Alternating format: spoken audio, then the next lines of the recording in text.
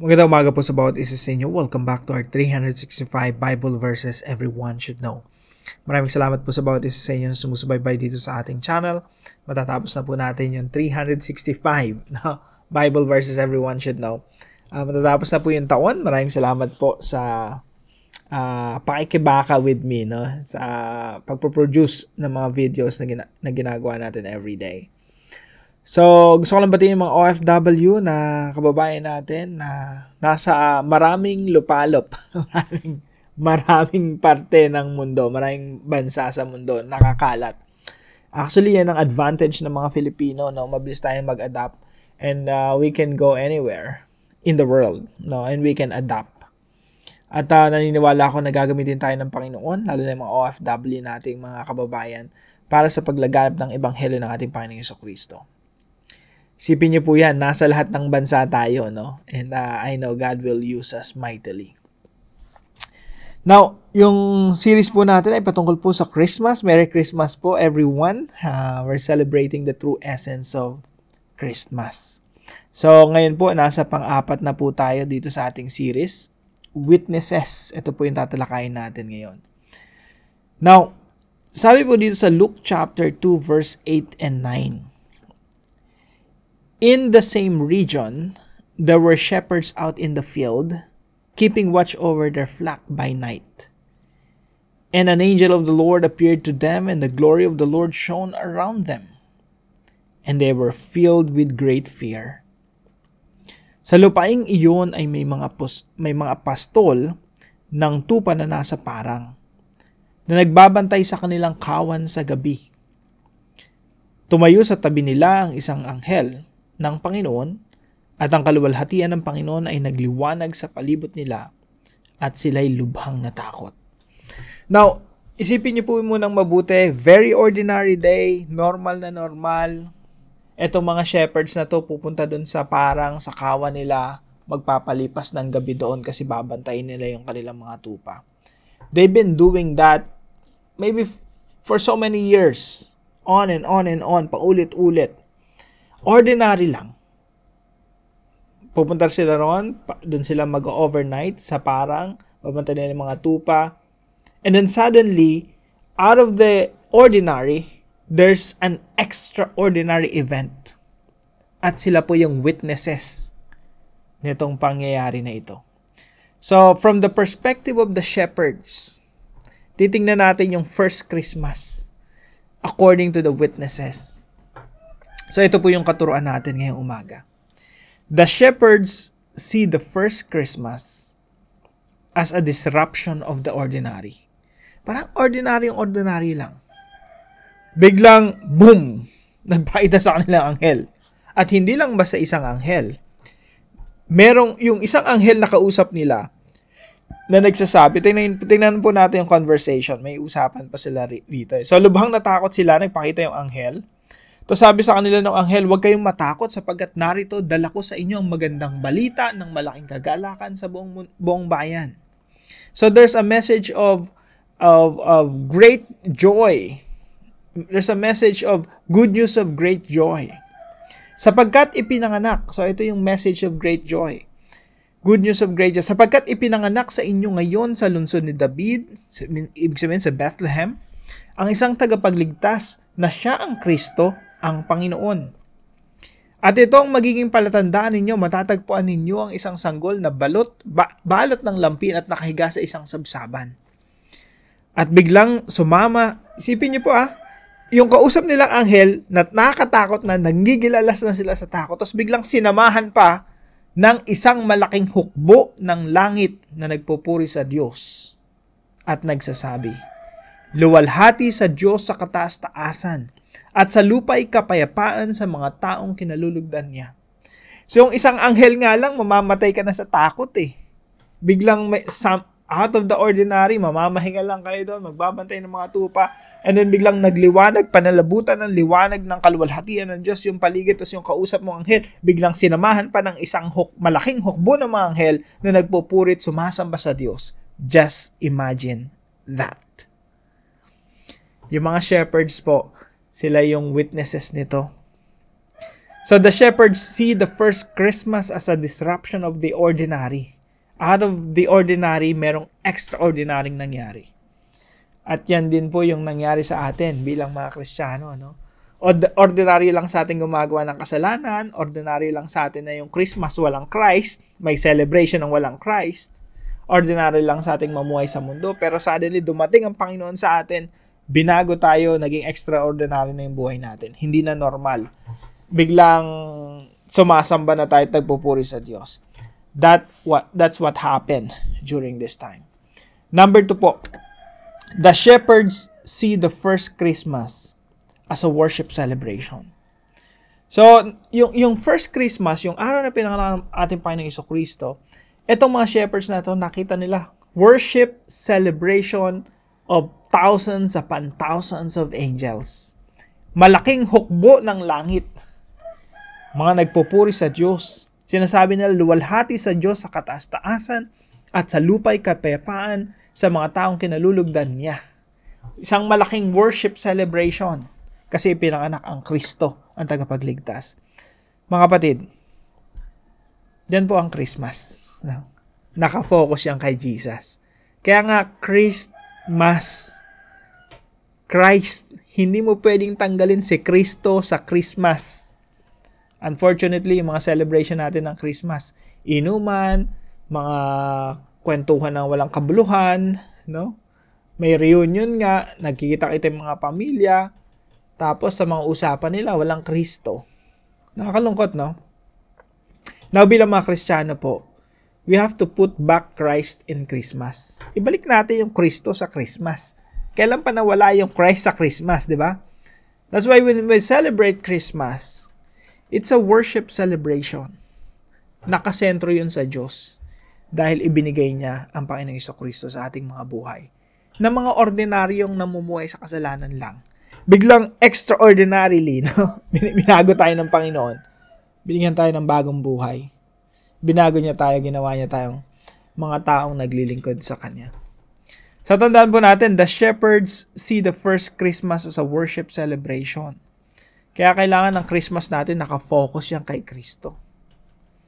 Sineselebrate natin yung Christmas na yung Diyos yung napaparangalan, yung Diyos yung naitatanyag. So number 3, the shepherds see the first Christmas as good news of great joy. Kaya sabi dito sa mga talata, no, kausap niya yung anghel, huwag kayong matakot, sapagkat narito dala ko sa inyo ang magandang balita, good news, ng malaking kagalakan of great joy para sa buong bayan. So, yung shepherds po, yung mga pastol, nung unang panahon, no, nung pinanganak si Jesus Christ, ang tingin nila dun sa Christmas, good news of great joy. Bakit? Pinanganak ang Kristo. Pinaliwanag po ng anghel yun dito. Sapagkat, so ito yung paliwanag, bakit good news of great joy? Ipinanganak sa inyo ngayon sa lungsod ni David ang isang tagapagligtas. Good news yan. Kasi lahat tayo mapapahamak. Lahat tayo mapaparusahan. Walang sasapo sa ating mga kasalanan kundi yung ating lamang mga sarili pag dumating tayo sa araw ng paghuhukom. Kailangan talaga natin ng tagapagligtas who will rescue us from our sins and from the consequences of sins. Good news yan, tagapagligtas. Siya ang Kristo. Ano po ibig sabihin ng Kristo? Siya yung anointed, siya yung hari, no? Siya yung Messiah na maghahari sa ating buhay. Good news din yan. Kasi dati tayo naghahari ng mga buhay natin. Dumating si Kristo sa buhay natin para pagharian tayo at ngayon sumusunod tayo sa Panginoon. That's good news. Panginoon. Ibig sabihin, hindi na tayo masusunod. Si Kristo na yung masusunod. Siya na yung Lord and Master. Tayo mga servants naglilingkod sa Kanya. That's good news. And great joy. Bakit great joy? Tandaan po natin, no? Yung paglilingkod sa Panginoon, hindi boring yan. Yung pagiging Kristiyano, hindi nakakahiya yan. Kahit minsan kinakahiya natin. Pagharap natin yung boss natin, mga tao sa paligid natin, parang ayaw nating ma-identify na Christian. Pero kapatid, hindi, no, I don't know pero maraming mga ganyan. Ako rin, before, ganyan din ako. Pero isipin nyo mabuti, si Kristo hindi tayo kinahiya doon sa krus. Wala nga siyang saot nun eh. Nakapako siya sa krus eh. Walang kahit anong suot. Ginawa niya yan para sa atin. Hindi niya tayo kinahiya.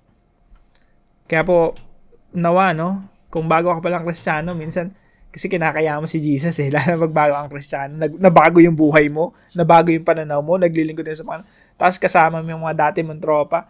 Para nakakaya, no? Maging ma-identify na Christian. Na tagasunod ng Panginoon sa Kristo. Pero, huwag mo yung kaya ang Panginoon. Hindi ka niya kinahiya. Huwag mo rin siyang kaya, no? So, tandaan natin, the shepherds see the first Christmas as good news of great joy. Hindi boring maging Kristiyano. It's a life of celebration. No, nabubuhay tayo na may pagdiriwang because of Jesus Christ. Ang pinakamasayang mga tao sa mundo, mga Christians. Kahit may problema, kahit na may sakuna, kahit may trahedya, may reason yan para magdiwang. Bakit? Si Kristo nasa sa Kanya. So para po sa application natin, number 1, celebrate Jesus in our celebration of Christmas. Mga kapatid, Christmas, i-celebrate natin si Jesus Christ. Itanyag natin yung pangalan niya. Hayaan natin na this season, may reunion, may marami tayong imimit ng mga tao, walang mga trabaho, yung mga tao talagang Christmas vacation. Let's use this season to glorify the Lord Jesus Christ. Itanyag natin, itanghal natin yung kanyang pangalan. Paano? Number 2, plan to feast on God's Word. Ngayong Christmas, ang daming kainan. Pero huwag nating kalimutan, magkainan tayo ng salita ng Diyos. Feast on God's Word. Planuhin po natin. As a family, pag may reunion, pag kasama natin mga kaibigan natin, let's introduce that culture, no? Now, we feast on God's Word. Nagkakainan tayo ng physical na pagkain. At the same time, nagkakainan tayo ng spiritual na pagkain ng salita ng Diyos. So let's feast on God's Word, worship together, pray together as a family. Kung OFW, kasama mo mga kaibigan mo, mga workmates mo, then go ahead, celebrate with them na nakasentro sa ating Panginoong Jesucristo. So, pagplanuhan nyo po yan, no? It's something to plan ahead. Plan to feast on God's Word, worship together, and pray together as a family. Kung hindi nyo yan hindi nyo ordinary yung ginagawa yan, now is the time to have an extraordinary event. Kung paano yung mga shepherds, ordinaryong gabi, biglang naging extraordinary. Nakakita sila ng worship celebration during the first Christmas. And number 3 po, show that Christian celebration. Ito pakita talaga natin, no? Show that Christian celebration is not boring. Ang Christian celebration of Christmas, kahit na walang lasingan yan, talagang celebration yan. It should reflect good news of great joy. Good news nga eh. Great joy. 'Di ba? Maligaya yan. Kaya dapat pinapakita talaga natin na pag ang Kristiyano nag-celebrate ng Christmas, nakasentro yan kay Kristo, talagang merong pagdiriwang na nangyayari. At nagre-reflect yan sa how we celebrate Christmas. So, yan po ay ilan lamang sa mga application na gawin po natin o planuhin natin. Huwag natin hayaan lumipas yung Christmas nang hindi natin na-celebrate talaga si Jesus. Hindi natin naabot yung mga mahal natin sa buhay, mga kaibigan. Hindi sila nakarinig ng salita. Sayang no? Hindi sila nakarinig ng salita ng Diyos. Hindi sila nakarinig ng gospel. Sayang yung time. At kung yung family mo naman mga talagang mananampalataya, tagasunod ng ating Panginoong Jesucristo, then feast on God's Word together, worship together, pray together as a family. Napakagandang kultura po yan. Kung hindi nyo culture yan, now is the time. Gawin yung kultura. Napakaganda po na yung pamilya ganito mag-celebrate ng Christmas. Nakasentro sa Diyos. At yung pangalan ng Diyos ang naitatanghal. Now, para po sa ating discussion, what is your step-by-step plan? Practical yan. Step-by-step plan. Pag-usapan natin yan, no? Mamaya, right after this.